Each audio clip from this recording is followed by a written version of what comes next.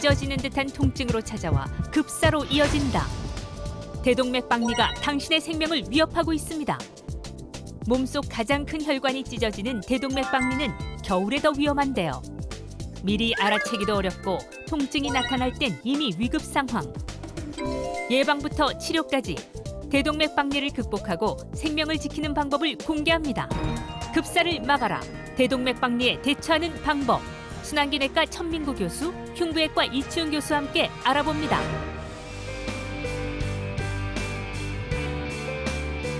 안녕하십니까. 여러분의 안방명의 공개 클리닉입니다. 자, 이 평화로운 아침. 이런 말씀 드려도 되나 모르겠네.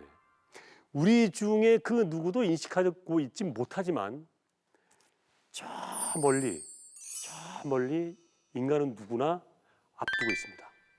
죽음. 알고 있잖아요. 네. 자, 그래서 많은 사람들은 서서히 나의 죽음을 준비하다가 우리 살아가는 사람들과 함께 그 속에서 이별하기를 원하지요. 네. 그런데 이 기대를 방해하는 게 있습니다. 바로 급사. 이름부터 싫어요. 만나기 싫은 급사. 그 또 쌩쌩 부는 찬바람과 함께 이 급사의 위험이 높아지고 있다고 하는데요. 멀쩡한 사람을 갑자기 쓰러뜨리고 가족과 강제 이별을 시키는 급사. 하지만 저희 공쿨과 함께라면 급사로부터도 여러분들 안전하실 수 있습니다. 자, 대동박리를 막고 급사의 위협에서 우리를 지켜줄 환상의 콤비 두 분 모셨습니다. 천민구, 이치훈 교수님 어서 오십시오. 반갑습니다. 이 두 분이 우리의 심장을 지켜주는 분. 우리의 심장. 부산 경남의 심장을 지키는 두 분. 반갑습니다. 안녕하십니까? 예. 우리 두 분의 지금 두 분의 심장 상태는 지금 괜찮습니까? 되게 궁금하네. 어떠세요, 우리 천민구 교수님? 이게 제 심장 소리인지 이치훈 교수 심장 소리인지 모르게 계속 들리는데. 심장 소리 들려요? 네. 쿵쿵쿵. 네. 이치훈 교수님도 지금 심장 소리가 들리십니까? 예, 아주 어려운 수술할 때보다 더 예. 긴장되는 것 같습니다. 어려운 수술이라 그러면 막 심장 우리가 흔히 드라마나 영화에서 보는 그 심장 수술이잖아요. 네. 그거 할 때는 안 떨리는데 네. 지금 훨씬 떨린다. 네. 그렇군요. 이치훈 교수님 같은 경우에는 예. 심장 수술할 때는 심장을 막 만지죠. 아, 그래요? 그래요. 막 만지고 막 꼬매고 이래 하니까. 와, 그렇구나. 근데 지금 떨려요? 네. 자, 그러면 오늘 어떤 각오로 또 우리 시청자 여러분들께 어떤 내용을 좀 전달해 주시겠습니까? 잘 못 들어보셨을 겁니다. 그 네. 대동맥 박리라는 대동맥 질환, 박리. 예, 네. 대동맥 박리라는 질환이 뭐 생소하기도 하실 거고요. 네. 하지만 굉장히 위험합니다. 네. 그래서 이런 생소하지만 네. 위험한 질환인 대동맥 박리에 대해서 네. 좀 쉽고 네. 정확하게 알려드리도록 하겠습니다. 알겠습니다. 우리 심장을 만지시는 이치훈 교수님은 예. 네, 우선 심장이랑 대동맥 수술이 필요한 환자분들이 수도권의 대형 병원에서 치료받기를 고집을 하시다가 대기 시간도 오래 걸리고 또 생각보다 치료 결과도 그렇게 좋지가 않아서 네. 고통받는 경우를 많이 봤습니다. 예. 그리고 또 응급 상황에서 서울로 이제 전원을 가다가 네. 가는 구급차 안에서 안타까운 일을 겪는 경우가 있어서 예. 그렇게 하지 않으셔도 네. 된다라는 말씀을 전해드리고자 이 자리에 나오게 됐습니다. 네. 네, 오늘도 참 기대가 되는 시간입니다. 지금부터 낯설고도 위험한 대동맥 박리에 대해서 하나씩 알아볼 텐데요. 방송 보시면서 궁금한 점 카카오톡 채널 채팅방에 남겨주시면요. 두 교수님의 답변을 받아서 안방으로 전달해 드리겠습니다. 많이 참여를 해주시고요. 특히나 오늘은 또 궁금한 게 많지 않을까 맞습니다. 싶습니다. 자, 다들 준비가 되셨다면 돌연사 피하는 법을 찾으러 출발해 보도록 하겠습니다. 대동맥 박리를 말하는 첫 번째 키워드 이겁니다. 혈관이 찢어졌다. 말만 들어도 가슴이 찢어지네요. 오. 혈관이 찢어졌다. 근데 교수님, 우리가 대동맥이면 제일 큰 동맥, 혈관 중에 제일 큰 거 아닙니까? 네, 맞습니다. 근데 대동맥의 박리, 그러니까 뭔가 떨어지거나 찢어졌다는 그런 얘기인 건가요? 예. 어떤 병입니까, 이게? 주로 대동맥 박리는 네. 대동맥이 세 층으로 이루어져 있고요. 세 층. 세 층으로 이루어져 그 중에 가장 안쪽에 있는 내막이 예. 어떠한 원인이든 네. 손상을 입어서 예. 말 그대로 네. 찢어져서 네. 분리가 되면 네. 찢어져서 네. 분리가 되면 네. 그 안쪽으로 네. 원래 흘러야 되는 혈류가 네. 흐르게 됩니다. 네. 그럼 그게 어떠한 혈류의 협착을 일으켜서 예. 혈류가 우리가 흔히 가야 되는 뇌나 예. 혹은 신장, 네. 간, 다른 장기, 장 쪽으로도 혈류가 흘러가지 못하게 돼서 네. 혈류가 막히는 경우가 생길 수가 있습니다. 어. 이렇게 되는 경우에는 네. 뭐 피가 안 가면 문제가 충분히 생길 수 있는 거니까요. 충분히가 아니라 심각하죠. 네. 예. 예. 그래서 위험한 질환이 됩니다. 그렇군요, 이주연 교수님. 예. 그 대동맥 박리는 크게 두 가지 원인이 있을 수가 있는데요. 네. 하나는 조절되지 않은 고혈압 예. 그리고 그와 동반된 혈관의 노화가 음흠. 있을 수가 있겠고요. 또 하나 더는 선천적으로 혈관이 약해진 소인을 타고나는 경우가 있습니다. 예. 그 외에 드물기는 하지만 네. 대동맥의 반복적인 염증이 어허. 이제 계속 있어서 네. 대동맥이 약해지는 경우도 있을 수 네. 있습니다. 근데 대동맥 박리라는 게 보세요. 그러니까 우리가 찢어졌다 그러면 찢어져가지고 툭 날아가는 거야, 아니면 찢어져가지고 너덜너덜 뭐 이렇게 되는 상태인 건가요? 예, 너덜너덜너덜 아, 이렇게 되는 상태입니까? 네. 오, 근데 이게 이게 전에부터 네. 특별한 전조 증상이 있거나 예. 뭐 임상 증상이 있어서 네. 우리가 병원을 가서 예방적으로 알 수 있느냐? 예. 그렇지가 않습니다. 그래요? 예. 갑작스럽게 생기는 병이기 때문에 허허.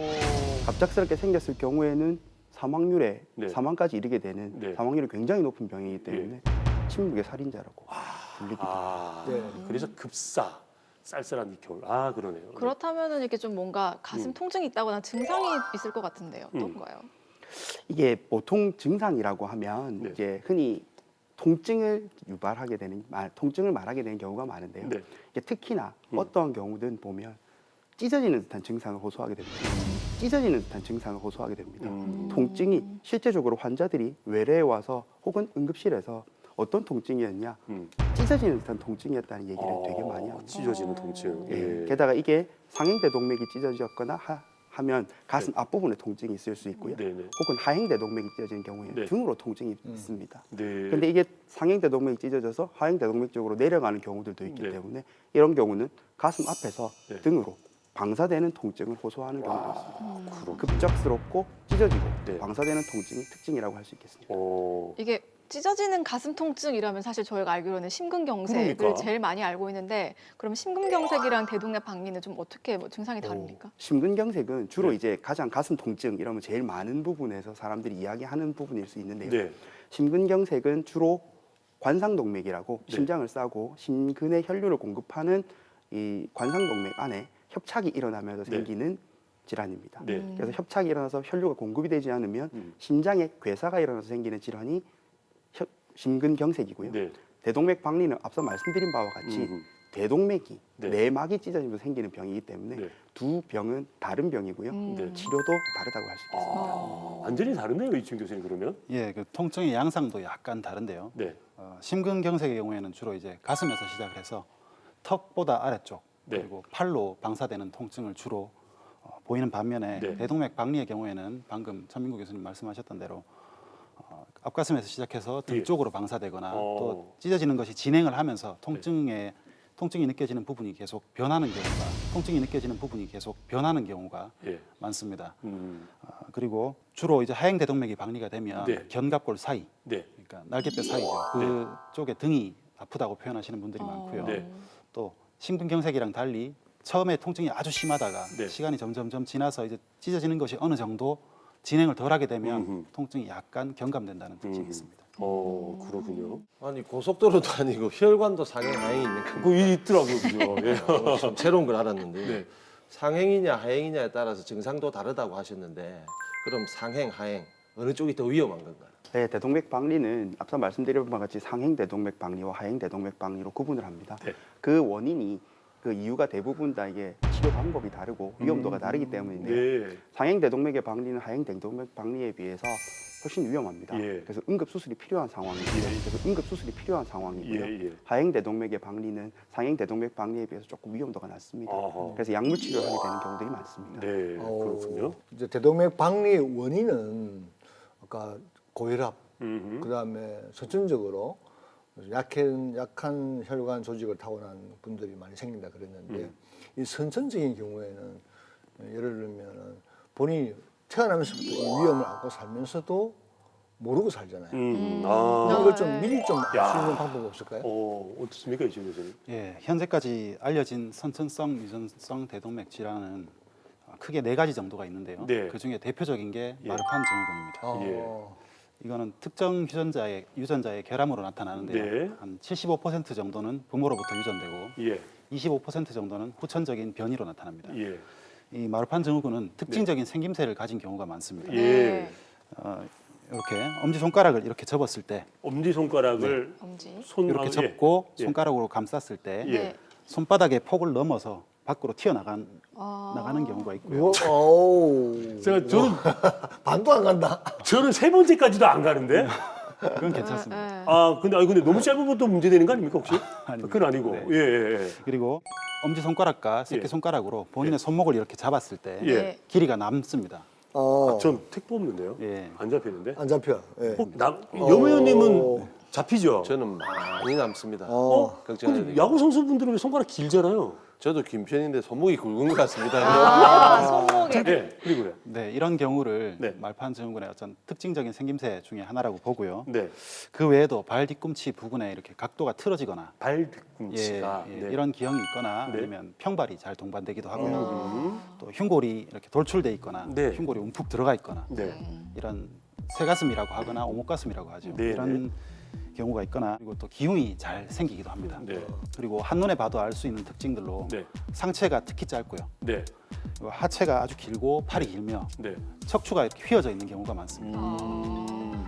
그리고 얼굴의 형태에서는 네. 흔히 이제 짱구라고 부르는 네, 앞뒤가 아주 긴 두개골의 형태, 네, 움푹 눈이 들어가 있고요. 네, 그리고 눈꼬리가 양쪽 다 아래쪽으로 쳐져 있는 네. 특징적인 모양을 보입니다. 네, 광대뼈가 작거나 네. 일부 존재하지 않거나 네. 이런 경우도 있고요. 네. 아래턱이 움푹 뒤쪽으로 쑥 들어가 있는 네. 아래턱 후퇴증들이 있습니다. 네.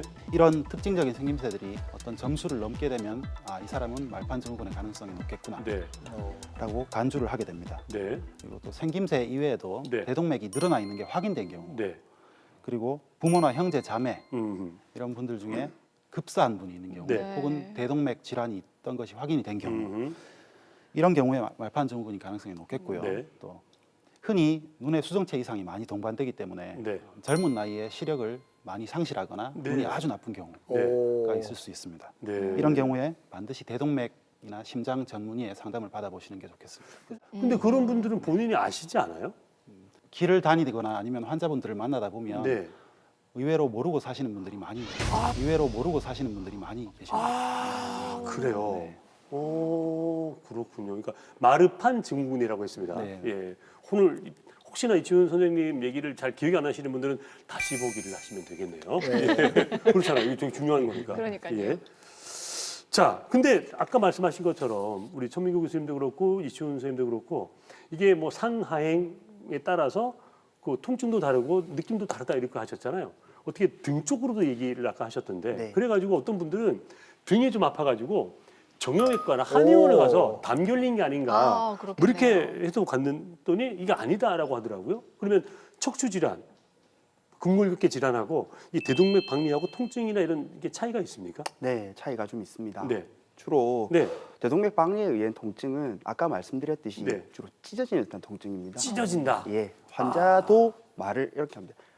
빡 하는 느낌과 함께 딱 하는 느낌과 함께. 찢어지는 듯한 느낌이 들었다. 빡 하는 느낌과 함께 딱 하는 느낌과 함께. 찢어지는 듯한 느낌이 들었다라고 말을 하시거든요. 예. 병원에 오셔서도. 네네. 그러니까 특징적으로 진짜 네. 찢어지는 듯한 통증을 이야기하시는 분들이 많습니다. 네. 그리고 아까 말씀드렸듯이 등으로 방사되는 듯한 형태의 통증이 발생을 하게 됩니다. 네네. 이게 그냥 담은 우리 한이 계속 조금 뭉쳐있는 듯한 느낌이 견갑골 사이에서 있을 수 있겠지만 움직일 때 좀 아프고 네, 뻐근하고. 움직일 때도 조금 불편감이 있을 수 네, 네, 있는데 네, 네. 이 대동맥 박리에 의한 통증은 네. 이게 갑작스럽게 생긴다는 거, 예. 그 다음에 한 번에 빡 찢어지는 듯한 통증이 생긴다는 거, 네. 그 다음에 등으로 방사되는 통증이 생길 수 있다는 것 자체가 네. 특징적이라고 할 수 있겠습니다. 네. 그러면 빡 찢어지는 듯이 아픈 게 한번 그렇게 느낌이 오고 계속 통증이 남아 있어요? 네, 계속 통증이 진행하기도 합니다. 아우. 점점 더 아파지는 경우도 있어요. 어우. 눕지도 못하는 사람도 있어요. 얼마나 아플까요? 눕지도 못하는 사람. 오. 그렇구나. 예. 근데 보통 혈관 질환은 나이가 들수록 많이 생기고 또 겨울철에 좀 위험하다 이런 얘기를 들은 적이 있는 것 같은데 네.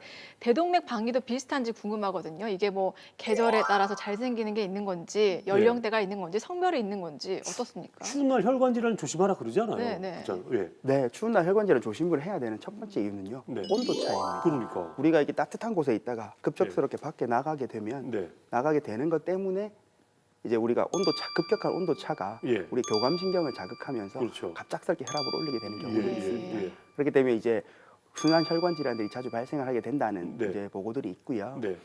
대동맥 박리 같은 경우에도 마찬가지입니다. 예. 이렇게 교감신경으로 혈압이 한 번에 확 올라가게 되면 네. 박리가 생길 수 있는 조건이 충분히 되기 때문에 네. 겨울철에 조금 더 발생률이 높아지는 걸로 네. 되어 있고요. 네. 그 대신에 또 고령, 네. 노화의 과정 중에 하나가 혈관벽이 약해지고 그렇겠죠, 아무래도. 찢어질 수가 있습니다. 예. 게다가 가장 중요한 원인으로 보고되는 부분들은 대부분 다 조절되지 않은 고혈압입니다. 조절되지 않은 고혈압입니다. 고혈압. 조절되지 않는 고혈압. 조절되지 않는 네. 고혈압. 예. 180, 200. 와. 보통 환자가 응급실에 도착해서 혈압을 재보면 200, 220입니다.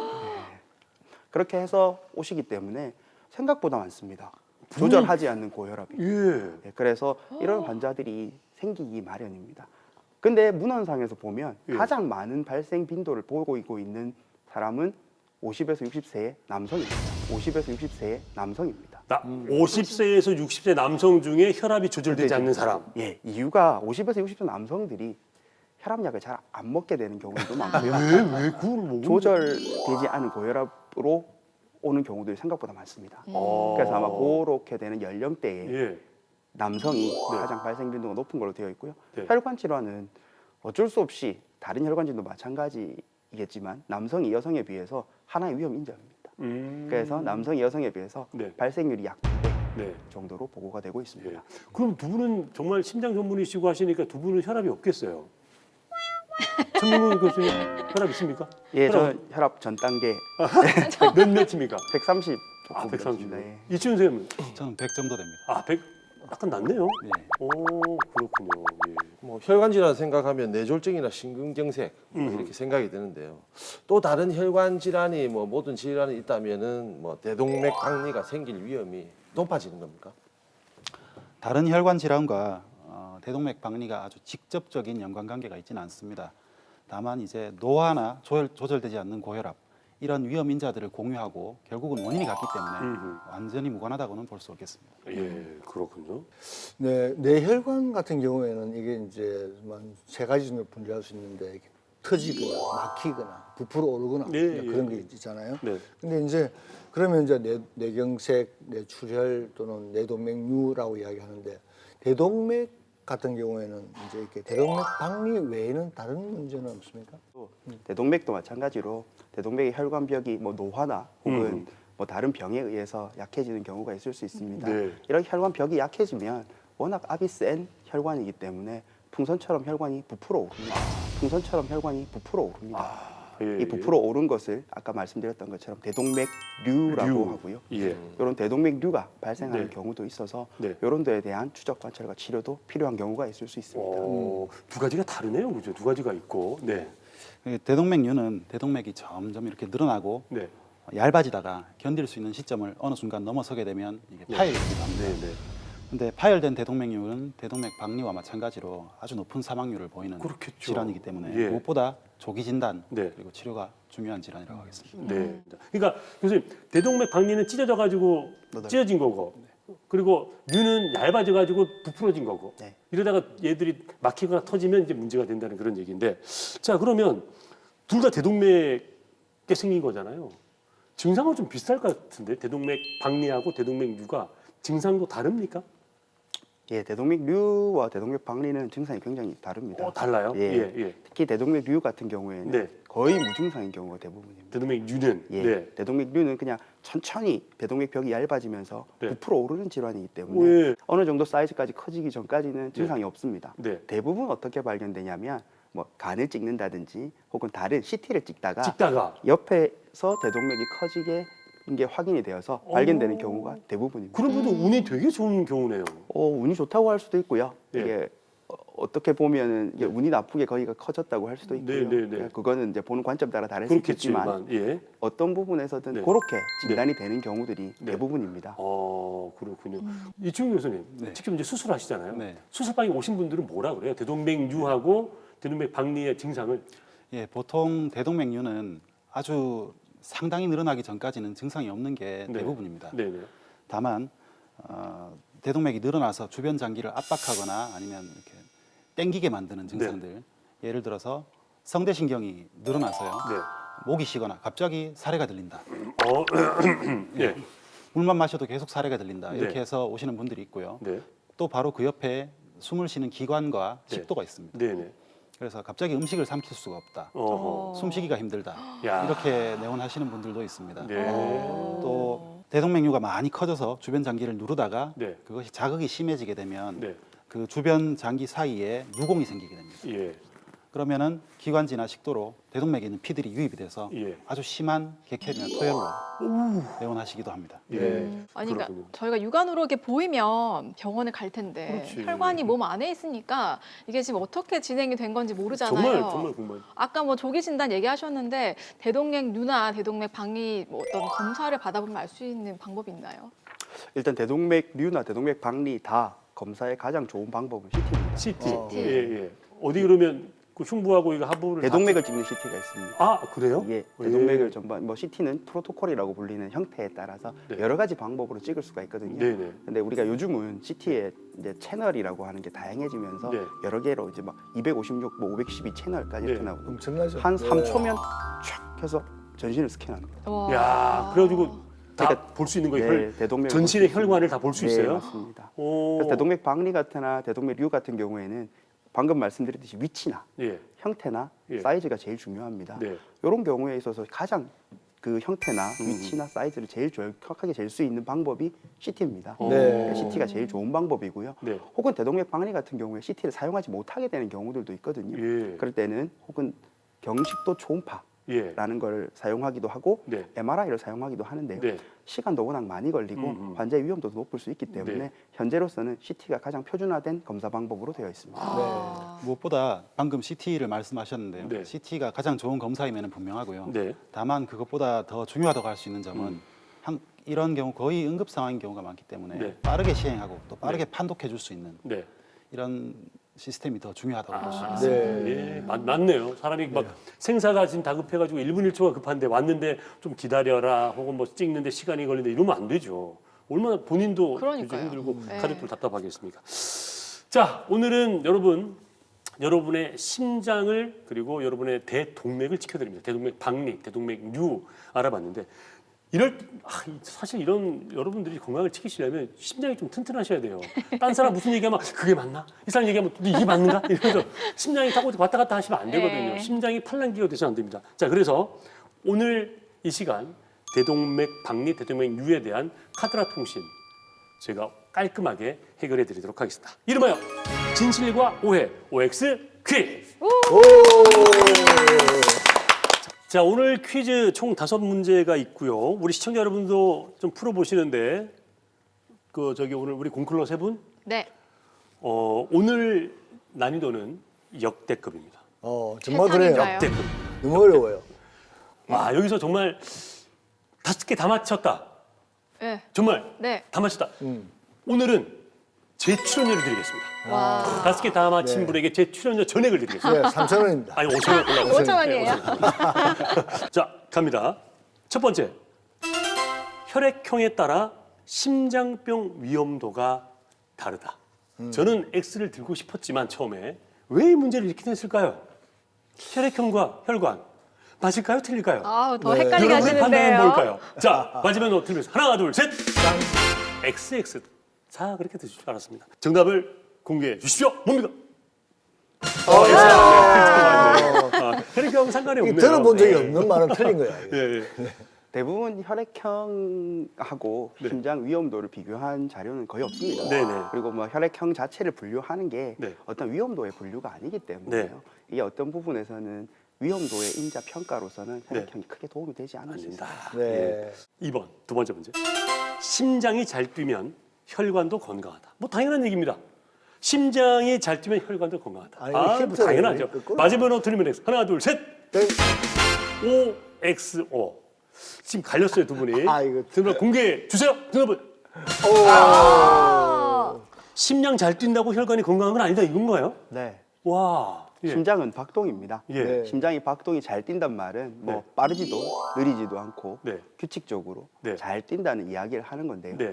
그럼에도 불구하고 혈관 안에는 네. 우리가 노화의 과정에 의해서 네. 혈관 안에 때가 낀다고 흔히 표현이 그렇죠, 되는 그렇죠. 죽상동맥 경화반이 생기기도 하고요. 네. 혈관이 좁아지는 경우들도 있을 수 있습니다. 네네. 정상박동인 경우에도 관성동맥 질환도 생기고요. 그렇죠. 대동맥 질환도 생깁니다. 아. 그래서 혈관의 박동과 네. 혈관의 문제는 다르다고 할 수 있겠습니다. 야, 일단은 두 분은 탈락. 일단 남아있는 우리 강 박사님. 유일한 닥터 면허를 갖고 계신 분입니다. 자, 갑니다. 세 번째 문제. 한 번 늘어난 혈관은 줄어들지 않는다.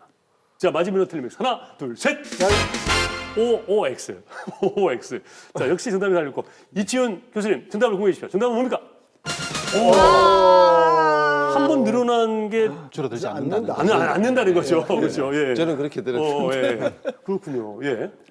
예, 혈관이 일단 한번 늘어나게 되면 예. 그 조직 자체가 이미 늘어난 상태로 고정이 되게 되고요. 네. 일반적인 경우에는 다 그렇습니다. 그런데 이게 뭐 일부는 줄어든다고 볼 수도 있는 것이 네. 그 원인이 되는 인자들, 예. 예를 들면 뭐 이렇게 피가 쫙 빠른 흐름으로 가서 혈관벽에 맞게 되는 원인이라든가 네. 아니면 이미 대동맥이 만성적으로 박리가 있어서 늘어나 있는 경우라든가 이런 경우에는 원인을 제거해주면 시간이 지나면서 약간 줄어들기는 하나 네.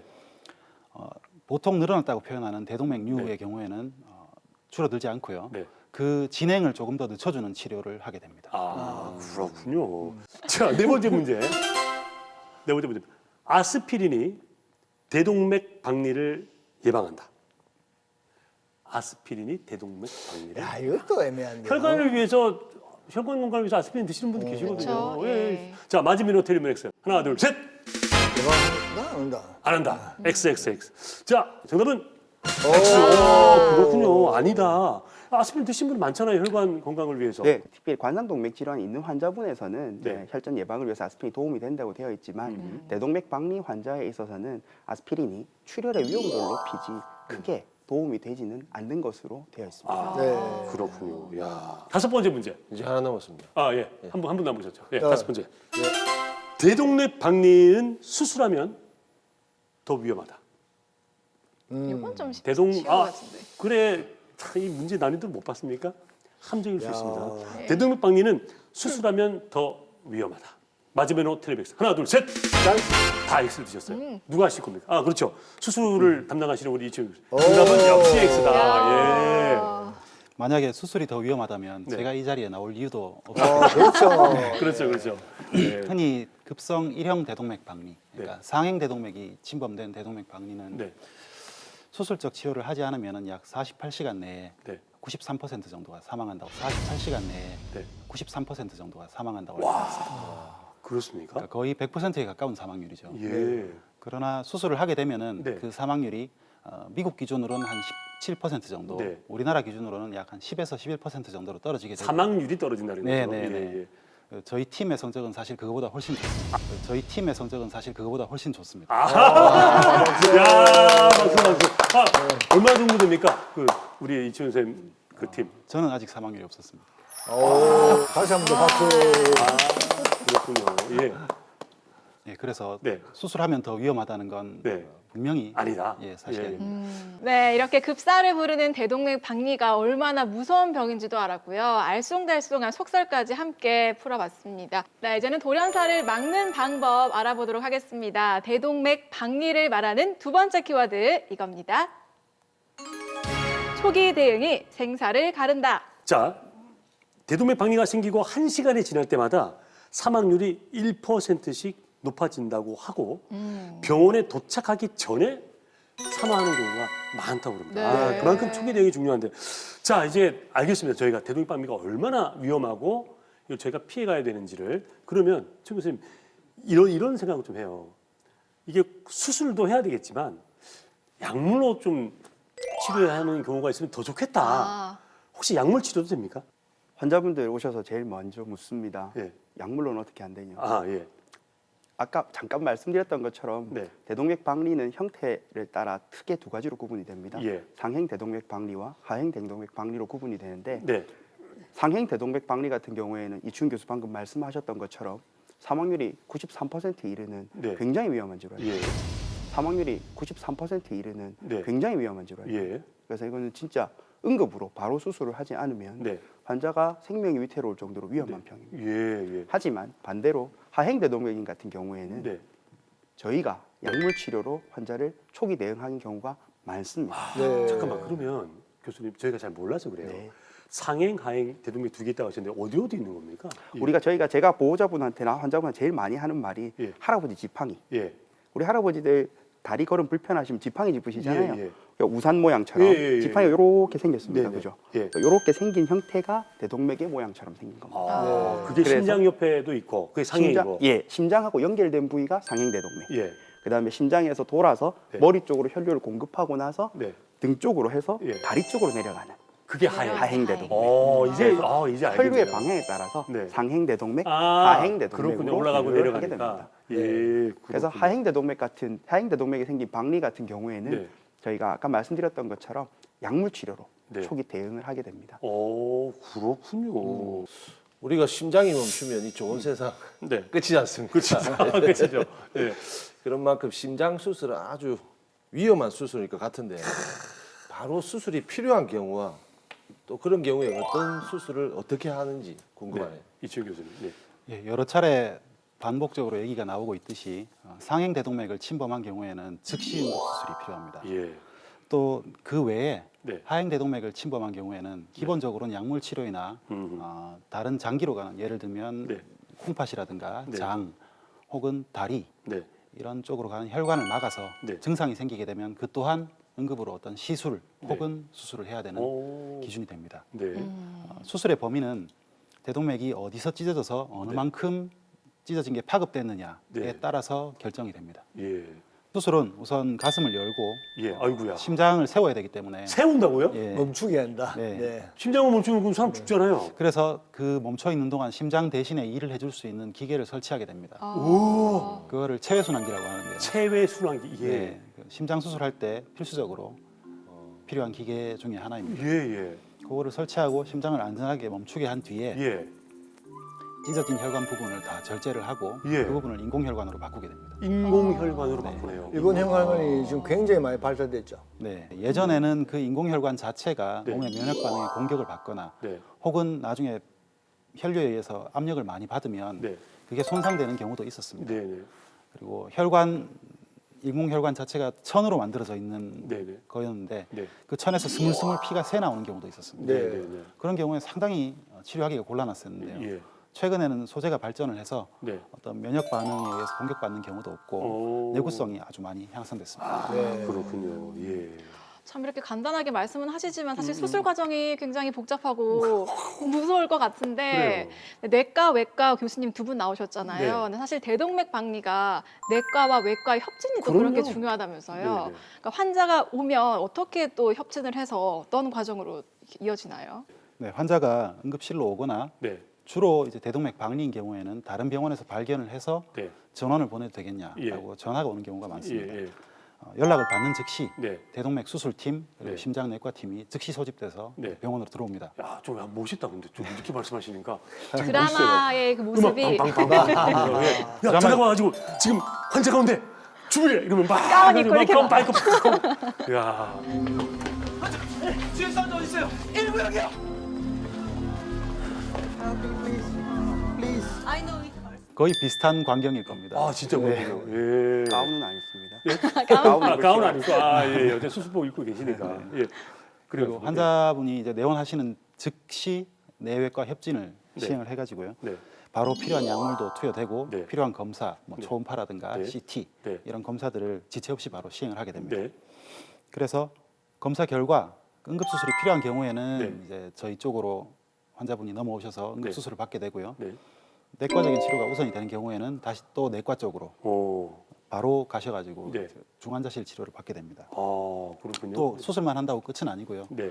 이렇게 해서 응급 수술을 하고 난 뒤에 네. 그 뒤에 추가적인 약물 치료나 네. 아니면 유전자 검사 네. 이런 것들이 필요할 때는 다시 또 내과로 내과에서. 네. 전과가 돼서 어. 치료를 받게 됩니다. 이런 네. 과정들이 내외과가 평소에 충분히 협력이 안 되고 네.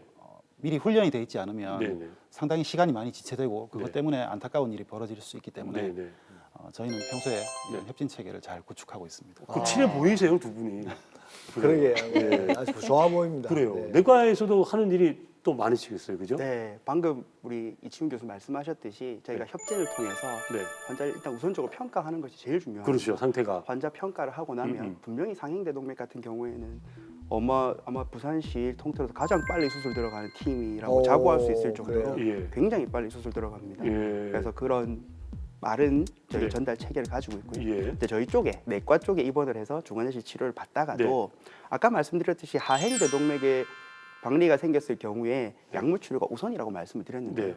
하행대동맥 같은 경우에도 밑에 중요한 장기로 가는 혈류들이 있거든요. 네. 특히나 이제 장이나 네. 혹은 신장이나 네. 다리로 가는 혈류가 예. 막히게 되는 경우가 있습니다. 예, 예. 그러니까 박리로 인해서 예. 그렇게 되는 경우에는 수술의 위험도가 높습니다. 예. 그러니까 이런 수술의 위험도를 낮추기 위해서 예. 저희 같은 경우는 이렇게 생긴 인공혈관을 네. 아까 수술 쪽으로 꿰매는 게 아니고 네. 혈관 안으로 들어가서 네. 이렇게 꾸겨서 들어가는 방법이 있습니다. 이렇게 들어가서 혈관 안에다 이렇게 거치를 시켜가지고 네. 혈관을 열어주는 막 막아주는 막혀 있는 거를. 이렇게 막혀 있는 부분을 혈관 네. 열어주고요. 찢어진 부분을 덮어버리는 아. 이런 방법을 사용을 해서 네. 치료를 하기도 합니다. 그거는 모형으로 갖고 오신 거죠. 이거 실제 사용되는 겁니다. 대동맥 크기가 그렇게 그 커요? 저도 된다고요? 듣고 좀 대동맥 굵기가 그렇게 굵어요? 예, 요거는 이제 실제 대동맥 크기보다 조금 더 굵은 건데요. 조금 더 굵죠. 덮어야 되니까. 네, 덮어야 되니까 예, 조금 더 굵다. 굵은 건데요. 네. 대동맥의 크기 한 3cm 정도 됩니다. 대동맥이 직경이. 직경이 3cm라고요? 어, 와, 무서워요. 엄청나네. 일반인들이 잘 모르니까. 근데 위험 소인을 갖고 있는 분들, 아까 말했던 그런 유전적 소인을 갖고 있는 분들은 박리 생기기 전에 좀 약간 위험해 보이고 안 좋아 보이는 그런 경우를 인공혈관으로 딱 바꿔버리면 안 됩니까?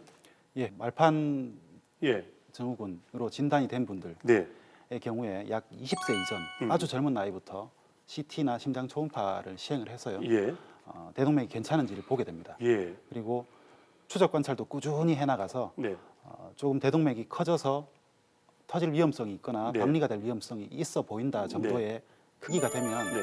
예방적으로 수술을 시행합니다. 아, 그렇군요. 예, 실제로 그렇군요. 그러니까 대동맥 박리는 찢어진 부분을 말씀하신 것처럼 인공혈관으로 치료를 하면 되지만 반대로 대동맥 유도 인공혈관으로 치료를 하나요? 어떻게 치료를 합니까? 대동맥류 또한 늘어나서 파열의 위험이 생긴 혈관을 잘라내고 예. 그 자리를 튼튼한 인공혈관으로 네. 메꿔주게 됩니다. 네, 이게 내과적 치료도 가능한데요. 예. 내과적 치료라고 하기도 조금 그런 부분이 있지만 네. 아까 말씀드렸듯이 저희가 가지고 있는 이런 인공혈관이 네. 대동맥류에도 예. 사용이 될 수가 있습니다. 네. 대동맥류도 이게 고어텍스로 쌓여진 스텐트라는 재질인데요. 네. 하면 혈류가 안쪽으로 들어가서 밖으로 새지가 않습니다. 예. 그러니까 인공혈관, 풍선처럼 부푸는 것을 막아줄 수 있는 것들을 그러네요. 혈관 안으로 들어가서 네. 혈관 안에 네. 스텐트처럼 이런 인공혈관을 거치를 시키고 나오는 네. 방법으로 네. 혈류가 밖으로 안 새게 되면 더 이상 커지지 않습니다. 그렇죠. 예, 네. 그렇게 해서 모양을 만들어주는 네. 방법이 저희 쪽에서는 네. 현재 많은 기술들이 개발이 돼서 잘 사용되고 있는 것도 사실. 네. 근데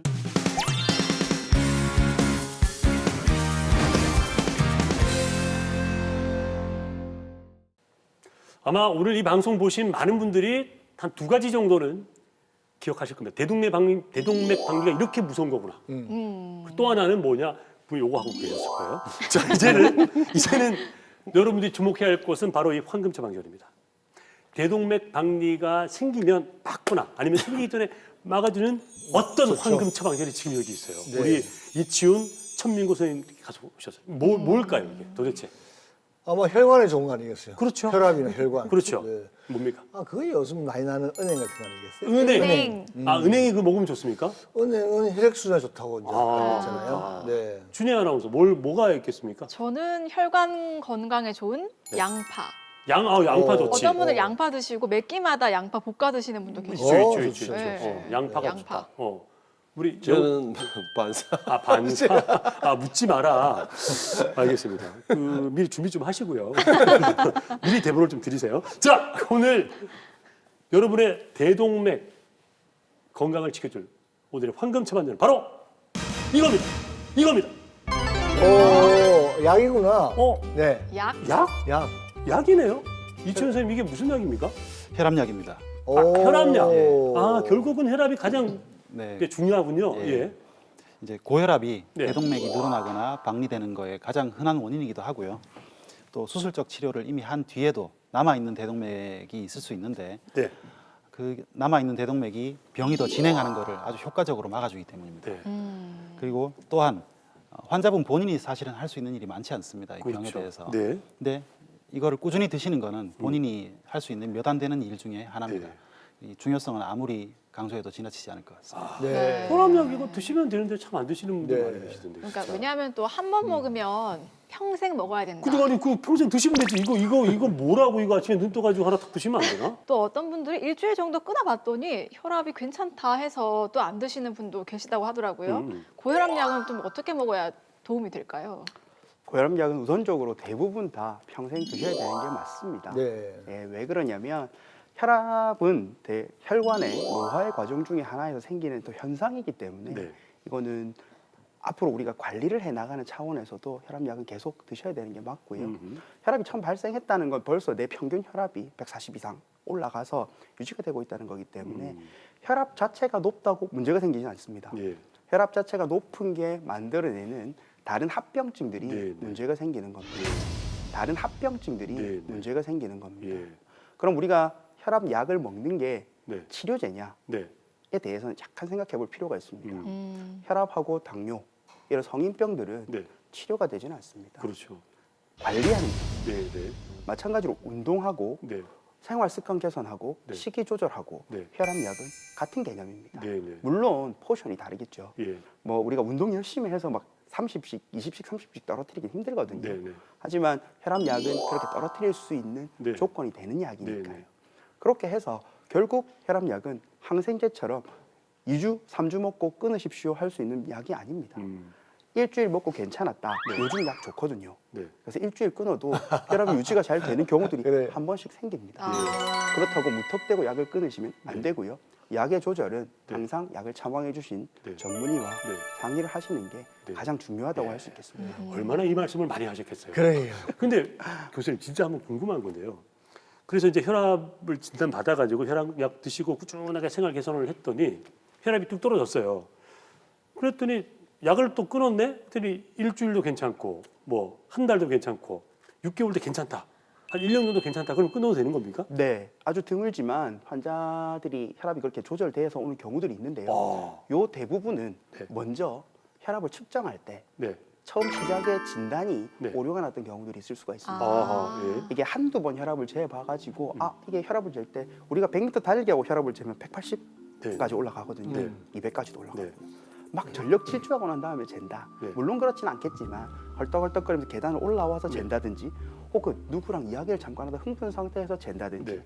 이렇게 됐을 경우에는 혈압이 높게 재지는 경우들이 기본적으로 있을 수 예, 있습니다. 예. 이런 환자들한테 혈압약을 먹였을 때는 부작용이 나타나기도 하죠. 어지럽기도 하고 네. 혈압이 떨어지기도 하고 네. 심한 경우에 쓰러지기도 하고 예. 네. 이런 경우들이 생길 수 있으니까 네. 우선적으로 어찌 보면 제일 먼저 네. 진단부터 정확하게 받는 것이 네. 중요하다고 할 수 있겠습니다.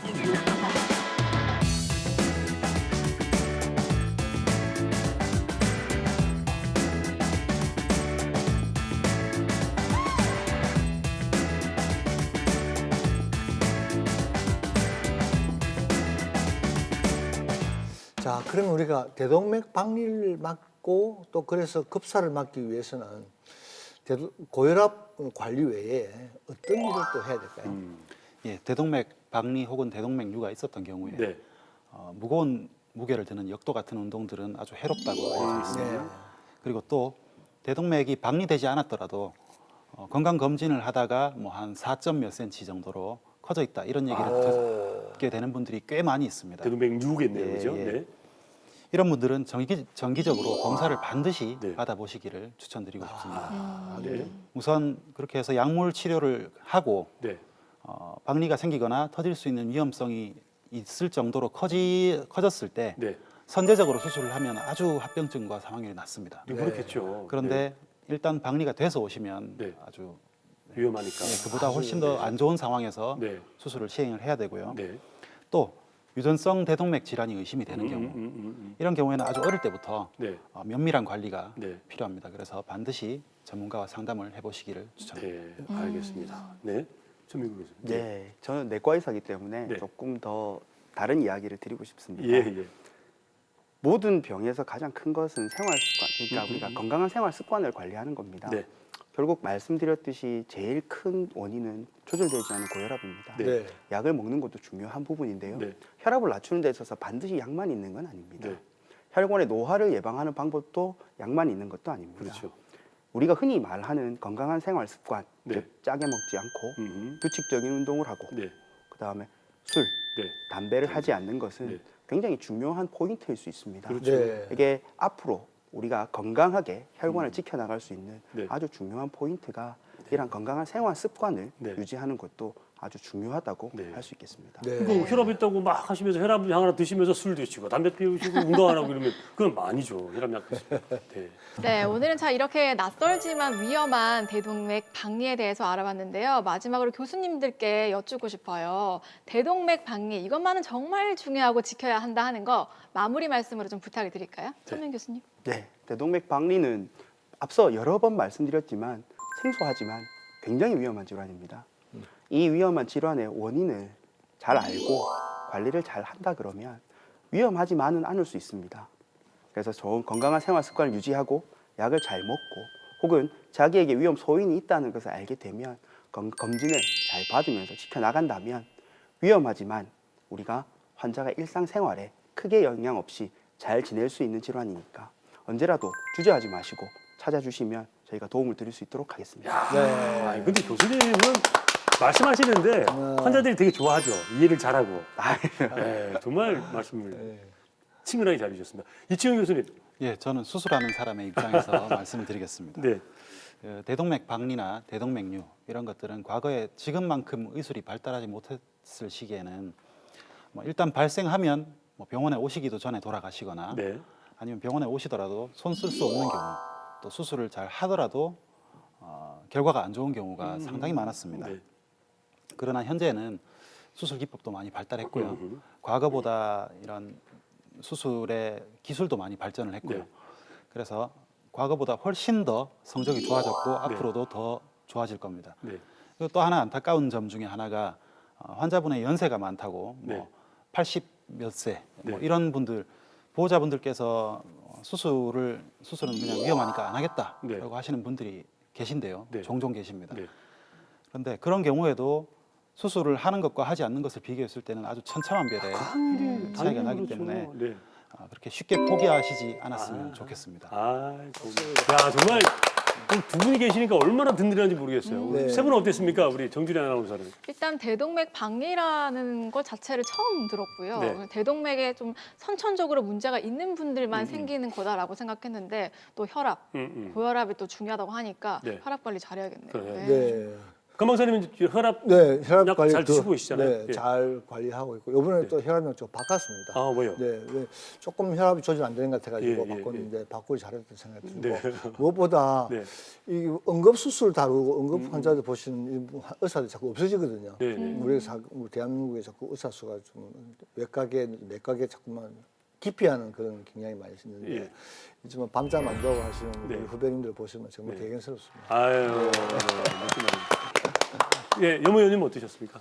저는 뭐 집안에 급사하신 분은 없어서 네. 조금 안도의 네. 한숨을 좀 쉬었고요. 네. 저 또한 또 고혈압 증세는 없고요. 어허. 네, 현재까지는 네. 뭐 그렇게 대동맥 박리에 대한 이런 증세는 없는 것 같은데 네. 앞으로 네. 좀 더 건강한 몸을 좀 만들었으면 하는 생각을 많이 했습니다. 네, 네. 좋습니다. 자, 오늘 저는 참 인상적이었던 그 얘기 중에 하나가 이치훈 선생님이 그 모두에 그런 말씀하셨어요. 첫 번째 멘트였죠. 우리 부산 경남에 계신 분들이 이 대동맥박리나 이런 수술을 받으러 서울에 있는 병원으로 가기를 기다리다가 삶을 네. 영위하지 못하는 그런 분들이 안타까웠다. 네. 그래서 난 그것을 좀 계몽하고 싶다라고 네. 하시면서 올해만 이미 30명의 부산 경남 시민들의 목숨을 살리셨어요. 네. 다시 한번 감사드립니다. 우리 또 함께 협진해 주시는 천민구 교수님 다시 한번 감사드립니다. 자, 지금까지 도움 말씀 주신 오늘의 명의 천민구 이치훈 교수님 고맙습니다. 감사합니다.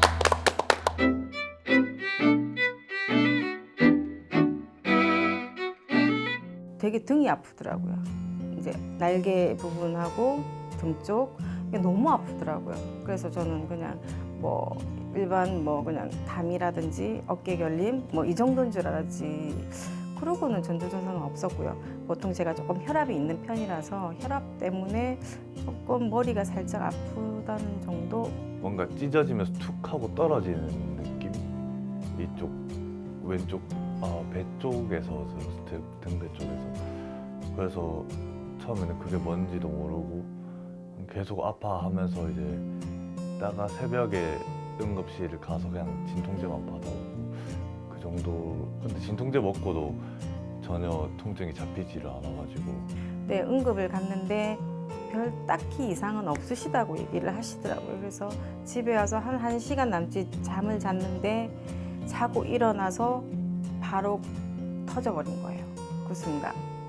그래서 이제 바로 병원으로 다시 후송됐고, 그리고 이제 맞는 원장님 찾아서 조금 한 5, 6일 좀 지나서 제가 수술을 받은 것 같아요. 너무 아파서 차라리 그냥 숨을 안 쉬고 싶다라는 정도의 통증? 숨 쉴 때마다 아파서. 그래가지고 그 정도 통증이 있으니까 아무래도 부모님께 말씀드리고 바로 병원을 찾았습니다. 정말 건강해 보이고 아픈 사람이 아닌 것 같다라고 얘기하는데, 저는 실질적으로 지금 이 병을 앓고 스탠드 3개를 삽입을 하고 일상생활 하기에는 사실은 아직까지는 좀 무리인 게, 추위에도 조금 아직까지 민감하고, 그리고 숨이 가빠오는 게 좀 있기 때문에 일반적으로 그 전에 생활하고는 조금 틀려요. 조금 느긋한 생활. 방리라는 의미를 제대로 잘 몰라서 이제 의사 쌤한테 다 설명을 듣고서야 알게 된 건데, 찢어졌다고 하니까 뭐 평소에 그렇게 뭐 술 담배를 했던 것도 아니었는데 그때 당시 왜 생겼는지도 잘 모르겠고, 젊은 나이에 의사 쌤도 이 병을 가지고 젊은 나이에 제 발로 걸어서 들어오는 환자는 처음 봤다라고 하셔가지고 좀 많이 드물구나. 제 혈압은 상시됐을 때 이렇게 높은 혈압이 아니었던 것 같아요. 제가 지금 되돌아보면은 순간순간 차고 올라가는 혈압이었던 것 같아요. 되게 한 번씩 잴 때마다 많이 뛰는 혈압인 것 같았는데, 보통 혈압은 조금만 높다고 생각이 드시면 늘 항상 병원 가서 검사하시고 약을 꼭 드시는 게, 제가 지금 이렇게 병을 앓고 난 다음에 느끼는 거는 꼭 드시는 게 제일 좋을 것 같아요. 수술 거의 끝나고 중환자실에서 내려오자마자 운동을 바로 시작시키셔가지고 이제 거의 몸을 이끌다시피 해가지고 끌려가다시피 해서 이제 운동을 계속 해왔었는데, 조금씩 걷는 거라도 이제는 시작을 해서 몸이 완전히 괜찮으면 또 다른 운동이라도 운동도 해주고, 지금 이번에 살이 또 많이 빠졌거든요. 살도 좀 더 빼고 해서 혈압 관리를 해야 되지 않나.